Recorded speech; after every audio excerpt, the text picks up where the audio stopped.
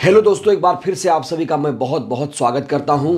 इस समय हल्द्वानी जल रहा है और हल्द्वानी की जो आग है वो बरेली तक पहुंच चुकी है। मौलाना तौकीर रजा को हिरासत में लेने की खबर सामने आ रही है। जी हां दोस्तों, पिछले 3 दिनों से लगातार हल्द्वानी जल रहा है और अब जो वहां के मुख्यमंत्री हैं उन्होंने गोली मारने का आदेश जारी कर दिया है। बड़ी बात दोस्तों, टीवी मीडिया जिस तरीके से खबरें परोस रहा है, ऐसे लग रहा है कि सिर्फ और सिर्फ हल्द्वानी बरेली में मुस्लिम ही दोषी हैं। दोस्तों, एक तरफा रिपोर्टिंग हो रही है।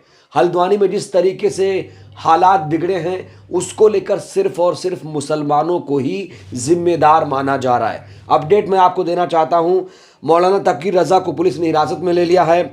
समर्थक लगातार उनके जो प्रदर्शन कर रहे हैं। बरेली में इस समय हाई अलर्ट है दोस्तों। मायावती जी ने एक बड़ी बात कही, वो मैं आपको बताऊंगा। दोस्तों, बरेली में जो बवाल है नहीं थम रहा है। श्यामगंज में 2 जगहों पर हंगामा हुआ, 110 के खिलाफ केस दर्ज हुआ है और ज़्यादातर जिनके खिलाफ केस दर्ज हुआ है वो मुस्लिम परिवार से आते हैं, वो मुसलमान हैं। यूपी के बरेली में ज़बरदस्त हंगामा है। तौकीर रजा के समर्थन में सड़क पर सैलाब भी उमड़ आया और शाहमतगंज बाजार में कहा जा रहा है कि पत्थरबाजी हुई है। इधर दोस्तों हल्द्वानी की बात करूं तो हल्द्वानी हिंसा के तीसरे दिन जो माहौल है बिल्कुल अब बदल चुका है। वहां पर स्कूल बंद है, इंटरनेट बंद है, कॉलेज बंद है और अब जो पुष्कर सिंह धामी हैं उन्होंने कहा है कि जो भी आए अब उसे गोली मार दिया जाए, यानी अब तुरंत गोली मारने के आदेश यहां पर जारी हो चुके हैं। बड़ा सवाल, जिस हिंसा को रोका जा सकता था उस हिंसा को आखिर क्यों नहीं रोका गया?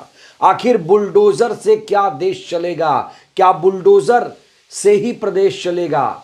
दोस्तों, हल्द्वानी को लेकर कहा जा रहा है कि वहां पर मुसलमानों के घरों पर चुन चुन कर बुलडोजर चलाया जा रहा था। बुलडोजर चलाए जाने की घटना सामने आ रही है और ये अभी नहीं है कि पहली बार ऐसा हुआ है कि हल्द्वानी में मुसलमान इतने ज़्यादा परेशान हो गए हैं। इससे पहले भी घटना सामने आई थी और तौकीर रजा को हिरासत में लेने की बात इसीलिए है क्योंकि उन्होंने कहा था कि अब बुलडोजर बर्दाश्त नहीं किया जाएगा।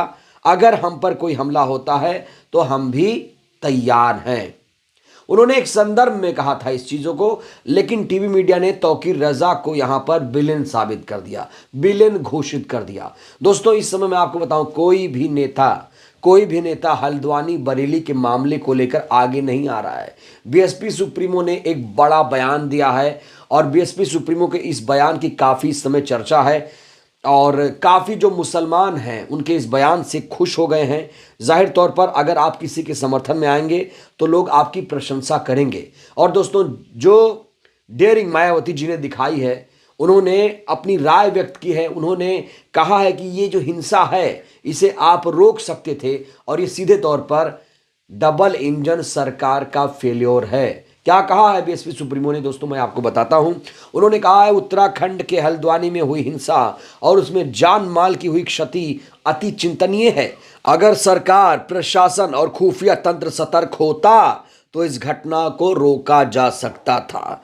सरकार इसकी उच्च स्तरीय जांच कराए, अमन चैन भी कायम रखे। दोस्तों, ना सिर्फ उत्तराखंड को लेकर बल्कि बरेली को लेकर भी बीएसपी सुप्रीमो ने डबल इंजन सरकार को घेरा, क्योंकि जो बरेली है वो उत्तराखंड से लगा हुआ है।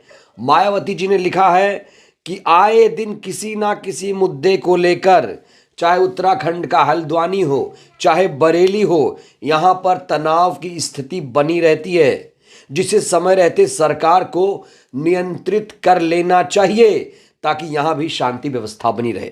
दोस्तों, बड़ी बातें क्या कहा कि इस घटना को रोका जा सकता था और यहाँ पे सरकार कहीं ना कहीं फेल हो चुकी है। सरकार इसे कंट्रोल कर सकती थी, घटना होने से पहले रोका जा सकता था, लेकिन ऐसा हुआ नहीं।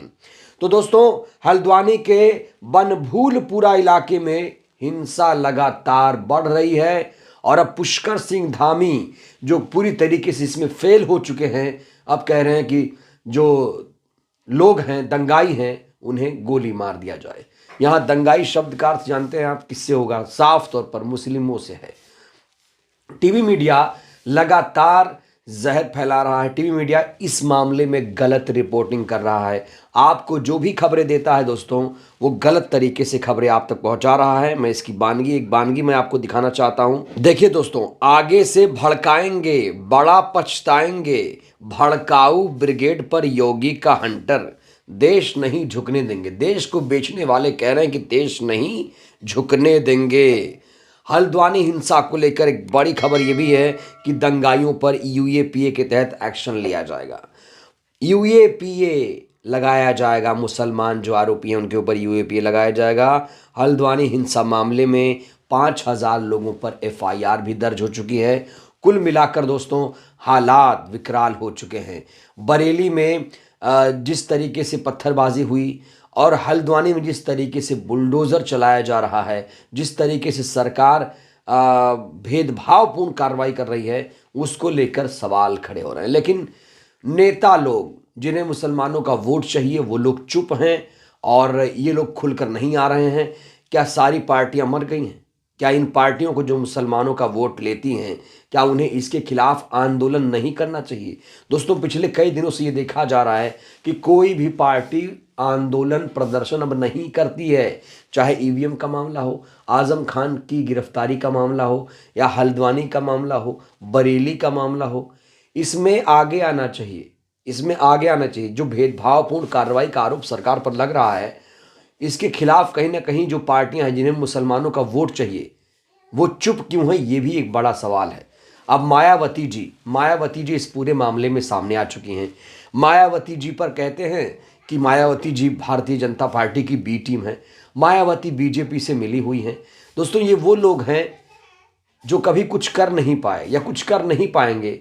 वो लोग मायावती जी को सिर्फ और सिर्फ बदनाम करने की एक कोशिश कर रहे हैं, लेकिन अपनी कोशिश में बार बार नाकाम होते हैं, क्योंकि बार बार मायावती जी ने हर मुद्दे पर अपनी राय दी है, हर मुद्दे पर सरकार को घेरने का काम किया है। हल्द्वानी के मामले पर भी मायावती जी ने वही किया जो उन्हें करना चाहिए था। तो दोस्तों, अब यही है कि जो हल्द्वानी हिंसा है, चाहे बरेली की हिंसा हो, इस पर तुरंत लगाम लगनी चाहिए। चाहे जैसे भी, अभी हालात को कंट्रोल करने की ज़रूरत है, क्योंकि कई लोगों के खिलाफ केस दर्ज हो रहे हैं और ज़्यादातर जो आरोपी हैं वो मुस्लिम हैं दोस्तों। चाहे बरेली हो चाहे हल्द्वानी हो, यहाँ पर कहा जा रहा है ज़्यादातर जो आरोपी हैं मुस्लिम ही हैं।